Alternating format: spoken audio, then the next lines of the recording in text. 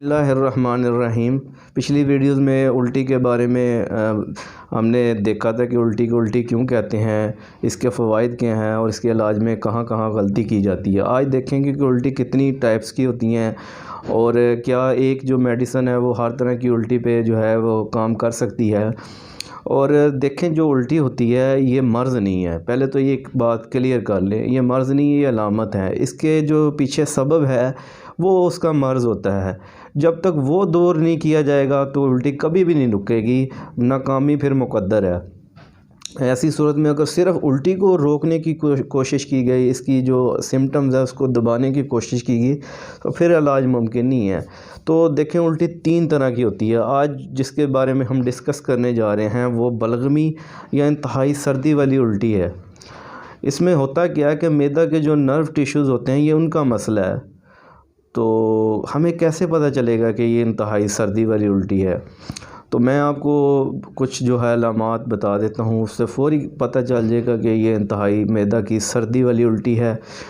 अगर तो देखें, जो उल्टी आ रही है उस जायके में फीकी है, उसके अंदर जो पानी है वो ज़्यादा मिकदार में ख़ारिज हो रहा है, और जो उसके अंदर फूड पार्टिकल्स है, जो ग़ज़ा के ज़रात हैं, वो अनडाइजेस्टिव यानी कि गैर मुनहज़िम है। जैसे ग़ज़ा ले ली जाए वैसे ही वो अखराज कर जाए, अभी यानी पकने का अमल नहीं होया।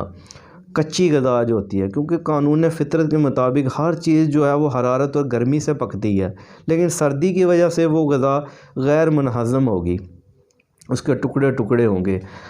तो यहाँ से उल्टी का पता चल जाएगा कि इंतहाई सर्दी वाली उल्टी है। अगर और 2-4 जो है अलामात देख ली जाए तो बिल्कुल क्लैरिटी हो जाती है। ऐसे मरीज़ों की अगर ज़ुबान देखी जाए तो जैसे पेस्ट्री के ऊपर क्रीम की तह होती है ना, ऐसे सफ़ेद रंग की तह होगी। और अगर इनके पेशाब के बारे में उसकी अलामात देखी जाए, पेशाब सफ़ेद शीशे की तरह होगा, सफ़ेद, और बार बार आएगा, ज़्यादा मिकदार में आएगा, और जो पेशाब की धार होती है वो मोटी होगी। तो यहाँ तो ये बात क्लियर हो जाएगी कि ये इंतहाई सर्दी वाली उल्टी है।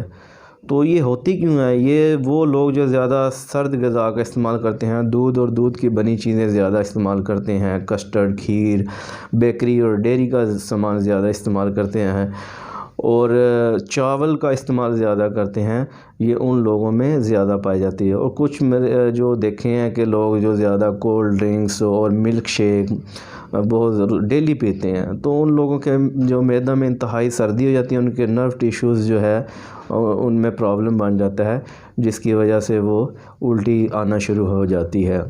ऐसी सूरत में असूल इलाज हमेशा याद रखें कि अब सर्दी का मसला है तो बॉडी को अब जो है हरारत पहुंचाई जाए ग़ज़ा से।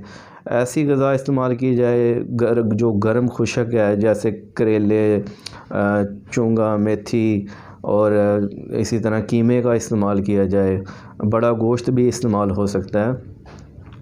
तो ऐसी जो है वो गर्म ग़ज़ा इस्तेमाल की जाए।